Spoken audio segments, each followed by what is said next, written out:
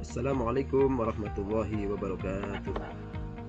Saya Nur Halali. Saya akan menyampaikan tentang perspektif hukum kewarisan Islam dalam penyelesaian sengketa warisan.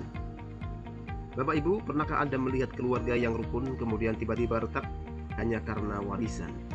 Padahal yang diwariskan bukan hanya harta, tetapi juga hubungan, kehormatan, dan rasa saling percaya.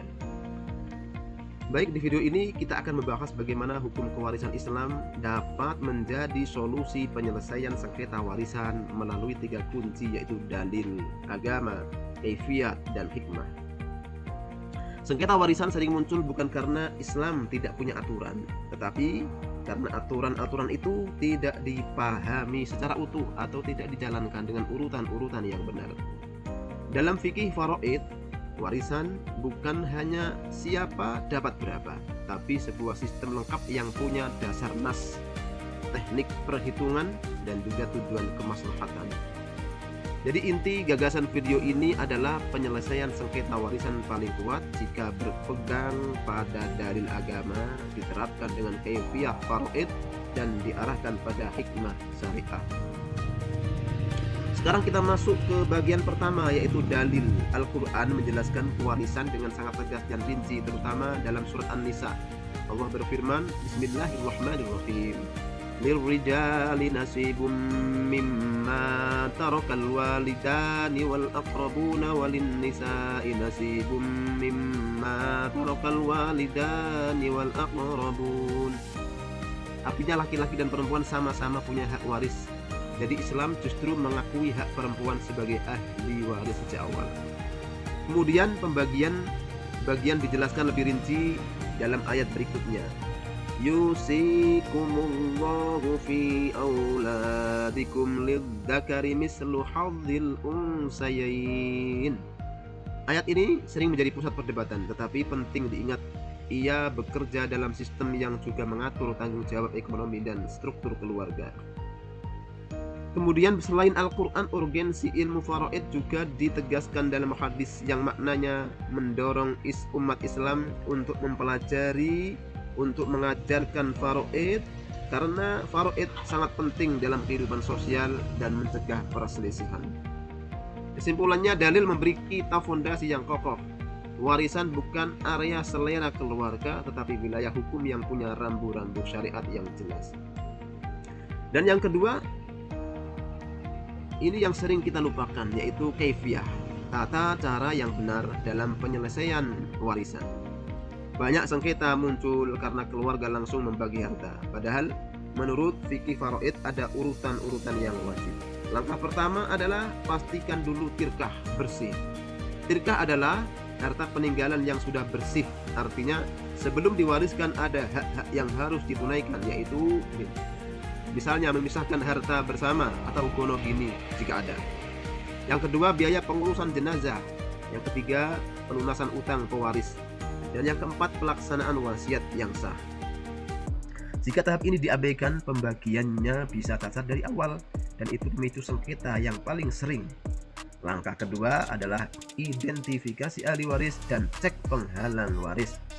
Dalam faraid ada istilah konsep hijab, yaitu penghalang. Contohnya, ada orang yang merasa berhak karena kerabat dekat, tapi ternyata terhalang karena ada ahli waris yang lebih utama. Disinilah pentingnya verifikasi ahli waris secara objektif. Kemudian lanjut langkah yang ketiga, hitung bagian dengan metode faraid.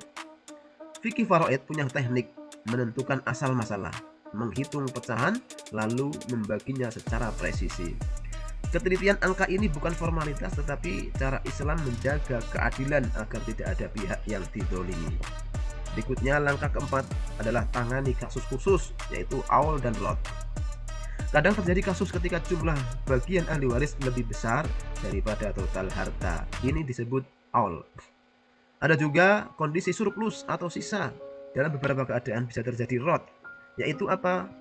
Sisa dikembalikan kepada ahli waris tertentu sesuai kaidah.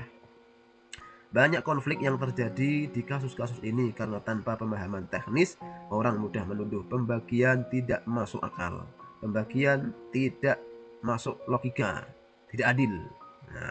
Maka langkah yang kelima, bila berkonflik, gunakan mekanisme damai yang sah. Dalam konteks negara Indonesia ada ruang mediasi di pengadilan agama dan juga konsep kesepakatan ahli waris.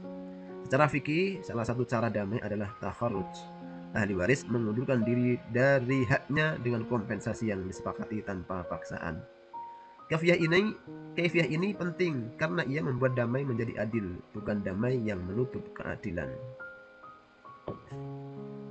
Kaifiah ini penting karena ia membuat damai menjadi adil, bukan damai yang menutup ketidakadilan. Dan yang terakhir, bagian ketiga adalah hikmah. Sekarang kita memasuki bagian ketiga, yaitu hikmah atau mengapa sistem ini penting. Hikmah pertama adalah menjaga kepastian hak. Faraid memberi standar baku sehingga pembagian tidak ditentukan oleh siapa yang paling dominan, siapa yang paling tua, atau paling kuat secara ekonomi. Hikmah kedua mencegah konflik keluarga. Ketika warisan dibagi sesuai kaifiah, ruang kecurigaan, tuduhan berkurang. Justru yang sering memecah keluarga adalah pembagian asal sepakat, asal setuju. Tapi ternyata sepakat itu terjadi karena tekanan atau ketidaktahuan. Dan hikmah yang ketiga adalah selaras dengan maqasidus syariah. Tujuan syariah adalah kemaslahatan, adalah menjaga harta, adalah menjaga keluarga dan menjaga ketertiban. Maka penyelesaian waris dalam Islam idealnya bukan hanya sah secara hukum, tapi juga menenangkan, mendamaikan, dan melindungi pihak lemah.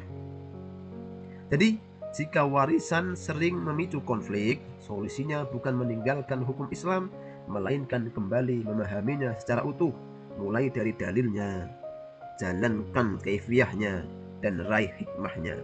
Karena pada akhirnya warisan tidak seharusnya menjadi alasan permusuhan, tapi sebaliknya warisan harus menjadi jalan untuk menjaga amanah, menegakkan keadilan, dan mempertahankan kehormatan keluarga.